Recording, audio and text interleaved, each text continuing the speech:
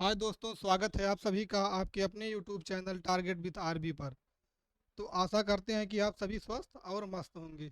तो आज हम समास को लिए हैं जो कि हर एग्ज़ाम की दृष्टि से बहुत ही महत्वपूर्ण होगा।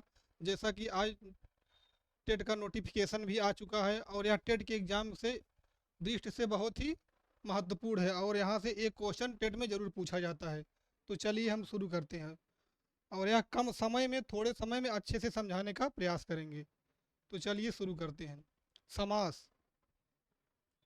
तो समास का जो शाब्दिक अर्थ होता है वो होता है संक्षेप।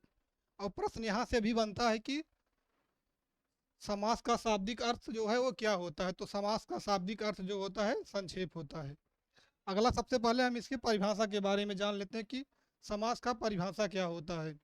तो दो या दो से अधिक शब्दों से मिलकर बने नए शब्द को जो है वो समास कहते हैं। जब दो या दो पद या शब्द आपस में मिलते हैं तो नए शब्द का निर्माण होता है, उसे हम समास कहते हैं। देखते हैं समास के भेद। तो समास के जो है मुख्य रूप से वो 6 भेद हैं। पहला जो है वो अव्ययी भाव समास है। दूसरा जो है वो तत्पुरुष समास है। तीसरा कर्मधारय समास है। और चौथा द्विगु समास है। पांचवा द्वंद्व समास है। और छठवां जो है वो बहुब्रीहि समास है। तो जो है प्रश्न यहाँ से भी पूछे जाते हैं कि समास के जो है वो कितने भेद होते हैं। तो समास के जो है 6 भेद होते हैं। यह भी एग्जाम की दृष्टि से बहुत ही महत्वपूर्ण है। अब चलिए हम एक एक को अच्छे तरह से डिस्क्राइब करते हैं कि कौन सा समास कैसे पहचानेंगे, कहाँ क्या कैसे होता है। तो देखते हैं सबसे पहले हम अव्ययी भाव समास। तो अव्ययी भाव समास होते क्या हैं।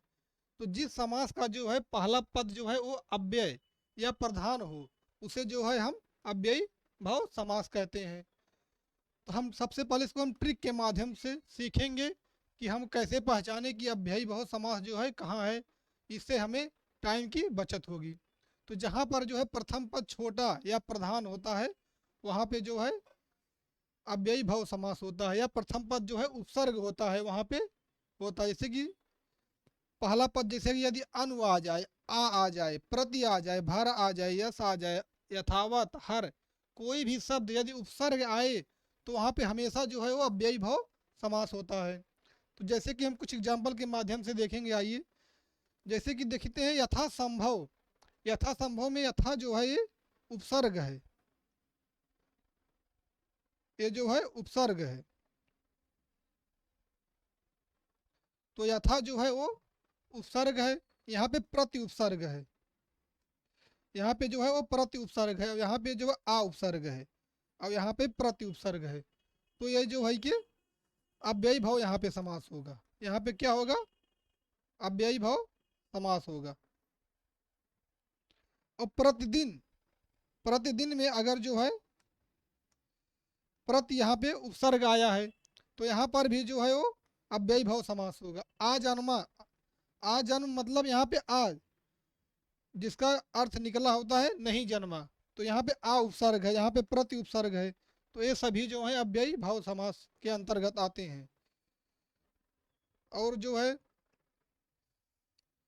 सबसे विशेष बात यह है कि हर एग्जाम में यहाँ से भी क्वेश्चन जरूर बनता है कि जैसे कि हाथों हाथ दिनों दिन में, मतलब कैसे पहचानेंगे कौन सा शब्द है। तो यहाँ नोट करेंगे कि एक ही शब्द की यदि बार बार आए, उत्पत्ति जो है वो बार बार आए, तो वहाँ जो है अव्ययी भाव समास आता है। जैसे कि हाथों हाथ, यहाँ पे एक ही शब्द की जो है आवृत्ति जो है वो 2 बार हुआ है, तो यहाँ दिनों दिन यहाँ भी आवृत्ति जो है 2 बार है। यदि कोई भी शब्द जो है 2 बार आए तो वहाँ पे जो है हमेशा अव्ययी भाव समास होता है। तो चलिए देखते हैं अगला समास।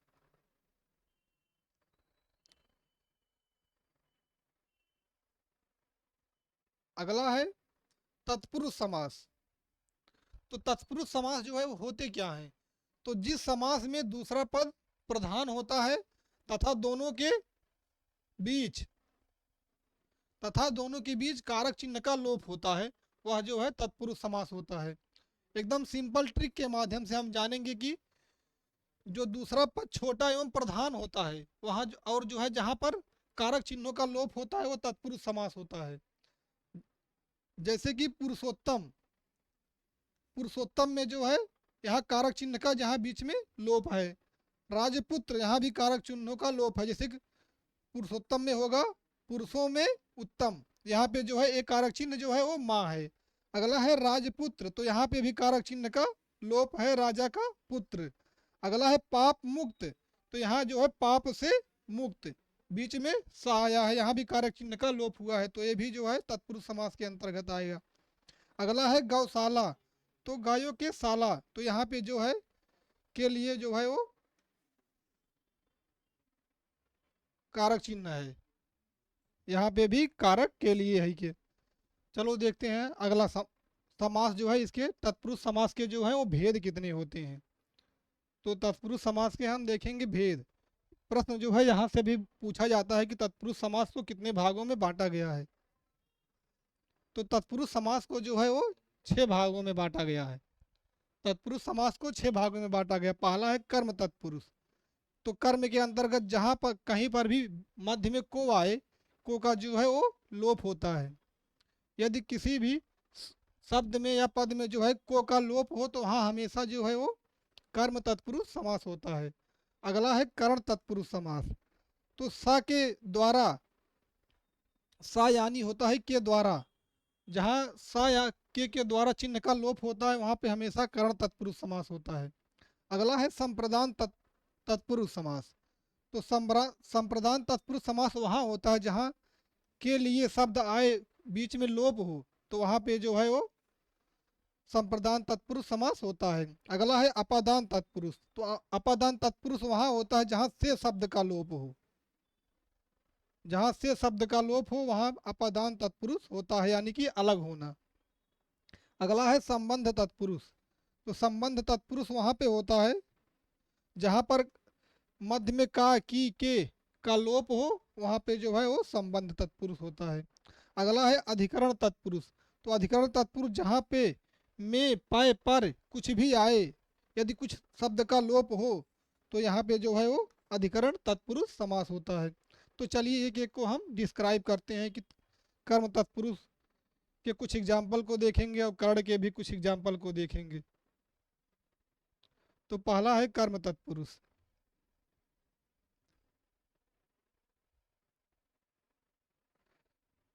तो यहाँ पे उदाहरण चलिए देखते हैं।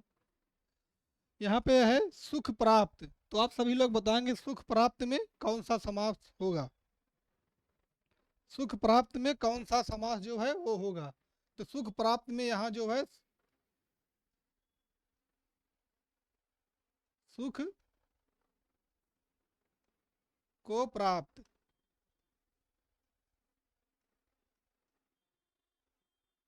तो यहाँ पे कौन सा, यदि अभी अभी हमने बताया कि जहाँ पर को आए वहाँ पे हमेशा जो है वो होता है कर्म तत्पुरुष समास।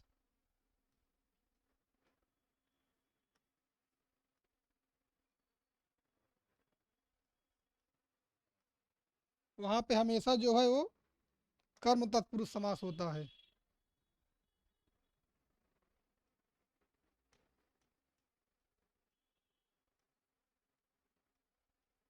कर्म तत्पुरुष। अगला है माखन चोर, तो यहाँ पे जो है को का लोप हुआ है, तो यहाँ पे भी कर्म तत्पुरुष समास होगा। कर्म तत्पुरुष समास।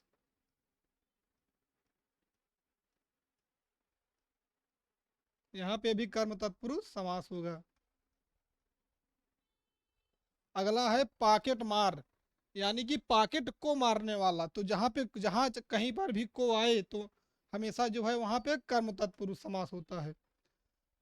अगला है अकाल पीड़ित, तो अकाल यहाँ मध्य में क्या आया, से आया है, जो तो जहाँ कहीं पर भी से आए वहाँ जो है करण तत्पर करण जो है कारक होता है, वहाँ जो है करण कारक होता है, तो यहाँ पे करण कारक होगा। करण तत्पुरुष समास।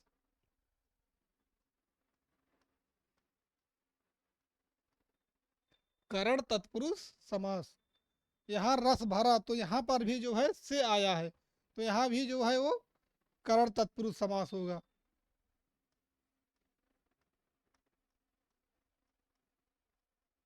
तो यहाँ पर भी कर्ण तत्पुरुष समास होगा। अगला है रोगग्रस्त, तो रोग से यानी के द्वारा, रोग से जो है वो ग्रस्त है, तो यहाँ पे भी कर्ण तत्पुरुष समास होगा। तो अगला है विद्यालय, तो इसका अगर संधि विच्छेद करेंगे तो विद्या धन आलय, तो विद्या के लिए आलय, जहां पर भी जो है के लिए आए,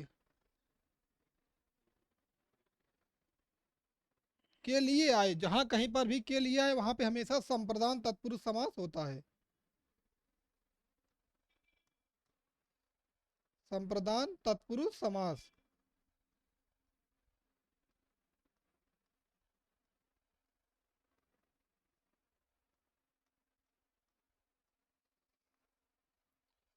संप्रदान तत्पुरुष समास होता है। और सत सत्याग्रह, तो सत्य के लिए जो है आग्रह, यहाँ भी के लिए जो है शब्द का लोप हुआ है, तो यहाँ पे जो है संप्रदान कारक होगा। अगला है हाथ घड़ी, तो जो है यहाँ पे भी हाथ के लिए घड़ी, तो यहाँ पे भी तत्पुरुष संप्रदान जो है तत्पुरुष समास होगा। देखते हैं अगला।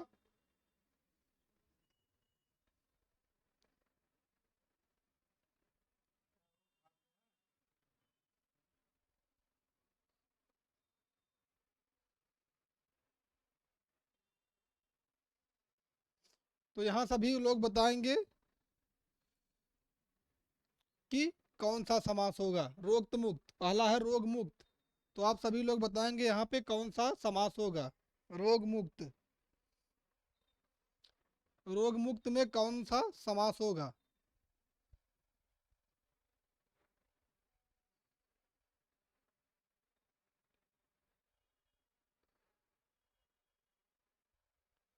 तो आप सभी लोग बताएंगे कि रोग मुक्त में कौन सा समास होगा, जल्दी जल्दी कर कमेंट करेंगे। तो यहाँ जो है वो अपादान, क्योंकि रोग मुक्त यानी कि रोग से मुक्त, यानी कि अलग होना, जहाँ कहीं भी अलगाव हो वहाँ पे हमेशा जो है वो अपादान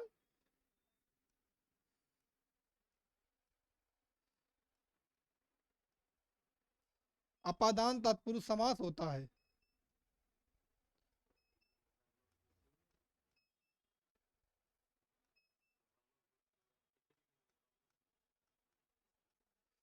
जहाँ कहीं भी जो अलगाव हो वहाँ पे हमेशा तत्पुरुष समास होता है।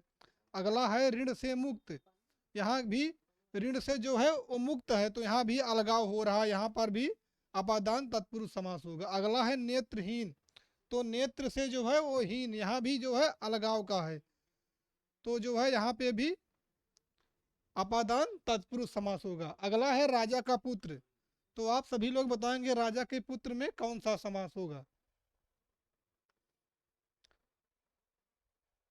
तो आप सभी लोग बताएंगे कौन सा समास होगा। तो जहां कहीं पर भी संबंध बताया जाए, यहाँ पे जो है का की के आए वहां पे हमेशा संबंध तत्पुरुष समास हो। जैसे यहाँ पे राजा का पुत्र, राजा का पुत्र, तो यहाँ जो है वो का लोप हुआ है, तो का जो है संबंध कारक में आता है का की के, अगर जहाँ कहीं भर भी का की के आए तो वहाँ पे जो है वो संबंध तत्पुरुष समास होता है, तो यहाँ पे होगा संबंध तत्पुरुष समास।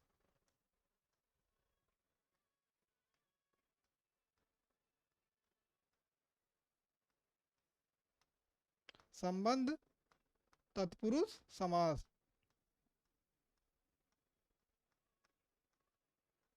यहाँ पे होगा संबंध तत्पुरुष समास। अगला है अन्नदान, तो यहाँ भी अन्न जो है अन्नदान, अन्न का जो है उससे संबंध है, तो यहाँ पे भी संबंध तत्पुरुष समास होगा। अगला है राष्ट्रपति, तो राष्ट्र के जो है वो पति, यहाँ भी जो है वो के शब्द का लोप हुआ है, तो यहाँ पे भी संबंध तत्पुरुष समास होगा। अगला है शिला लेख, तो जहाँ कहीं पर भी में पय पर आए वहाँ पे जो है हमेशा अधिकरण तत्पुरुष समास होता है। में पय पर आए, में पय पर आए वहाँ पर अधिकरण तत्पुरुष समास होता है। जैसे कि शिलालेख यानी कि शिला में या शिला पर जो है वो लेख, घुड़सवार तो घोड़े पर सवार। अगला है कवि श्रेष्ठ, तो कवियों में जो है श्रेष्ठ, तो अभी हमने बताया कि जहाँ कहीं पर भी में पै पर आए वहाँ हमेशा जो है अधिकरण तत्पुरुष समास होता है। तो ये जो तीनों में है, अपादान होगा,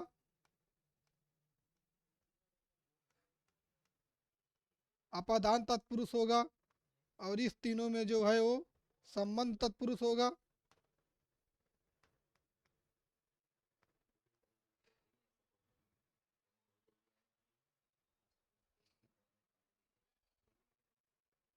तो इस तीनों में जो है वो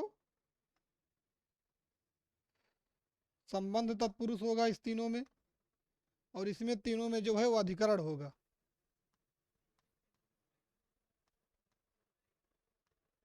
अधिकरण, ये तीनों में जो है वो अधिकरण होगा।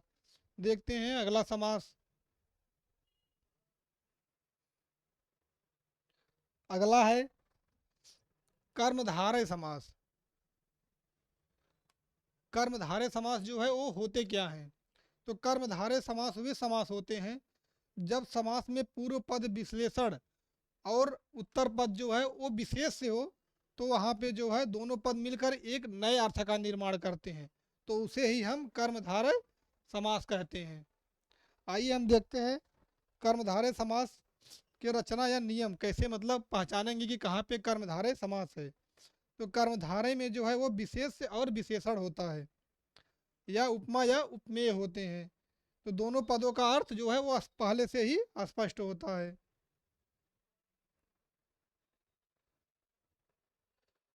जैसे देखते हैं नील कमल, तो इसको हम विग्रह करने पर जो है वो नीला है जो कमल, इसका अर्थ आएगा नीला कमल।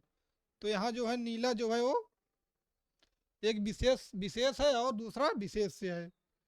नीला जो है वो विशेषण है, कमल जो है वो विशेष से है। कमल जो है वो विशेष से है और नीला जो है वो विशेषण है। नीला जो है वो विशेषण है। अगला जो है सुंदर बालिका, तो अभी हमने बताया जहाँ पर विशेषण या विशेष से हो वहाँ पे हमेशा कर्मधारय समास होता है। जैसे सुंदर है जो बालिका, तो हमें बालिका जो है वो बालिका के बारे में डिस्क्राइब किया जा रहा है, यानी कि बालिका के बारे में बताया जा रहा है। तो यहाँ जो बालिका होगी वो विशेष से होगा, जो बालिका है वो विशेष से होगा, और जो सुंदरता उसकी है उसको विशेषण कहते हैं। उसकी सुंदरता को जो है वो विशेषण है। अगला है महापुरुष, तो इसको विग्रह करने पर होता है महान है जो पुरुष। तो यहाँ पे जो महान है वो जो है विशेषण है, और जो पुरुष है वो विशेष से है। जिसकी विशेषता बताई जाए वो जो है विशेष से होता है, और जो विशेषता बताए वो विशेषण होता है। अगला है तेजस्वी नेत्र, तो जो है इसका समास विग्रह होता है तेज से युक्त नेत्र। तो इसका अर्थ होगा तेज। तेज का मीनिंग जो है वो तेज जो है उसकी विशेषण है, और जो है नेत्र जो है वो विशेष से है, क्योंकि नेत्र की ही विशेषता बताई जा रही कि नेत्र नेत्र जो है वो तेज है। देखते हैं अगला समास।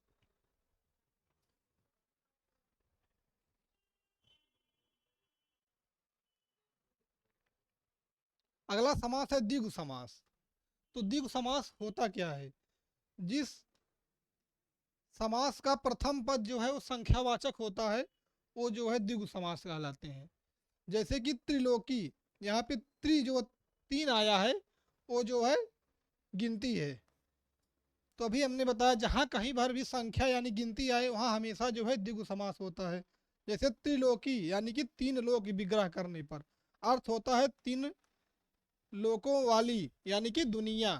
अगला है पंचवटी, तो यहाँ पर भी देखिए संख्या यानी कि गिनती आई है तो यहाँ पे द्विगु समास होगा। अगला है सप्त सागर, तो यहाँ पे भी जो है संख्या आई है तो यहाँ पे द्विगु समास होगा।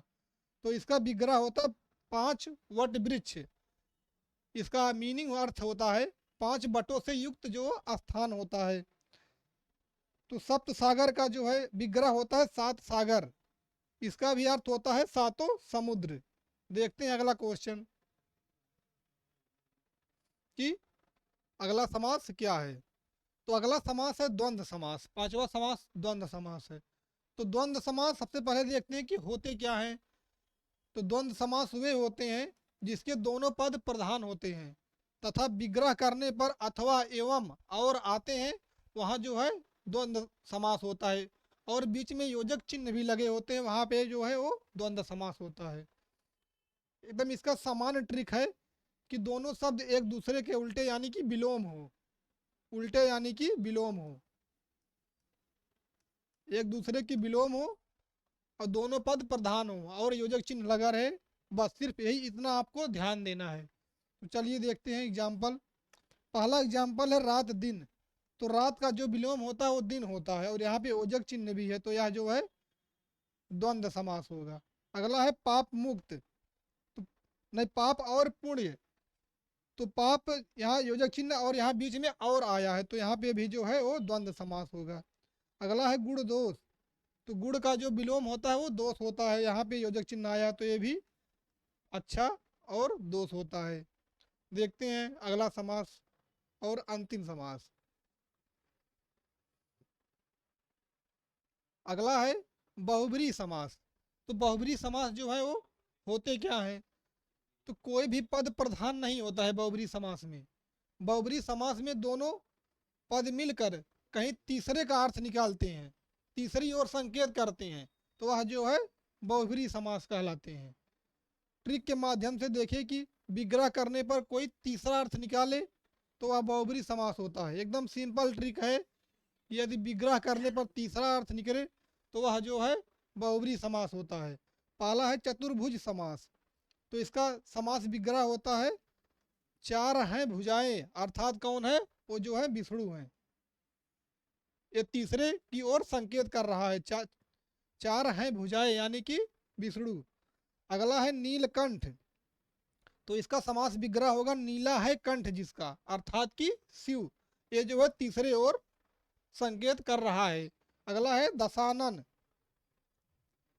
तो दशानन में जो है उसका समान विग्रह करेंगे तो होगा 10 सिरों वाला, अर्थात कि रावण। अगला है लंबोदर। तो लंबोदर का समास विग्रह करेंगे तो होगा लंबा है उदर जिसका, यानी कि गणेश, यानी कि गणेश। तो यही जो है 6 समास होते हैं और हर एग्जाम की दृष्टि से जो है बहुत ही महत्वपूर्ण होते हैं। तो आज के लिए बस इतना ही, मिलते हैं अगले वीडियो में। तब तक के लिए आप सभी का धन्यवाद। वीडियो को लाइक शेयर और सब्सक्राइब जरूर करें।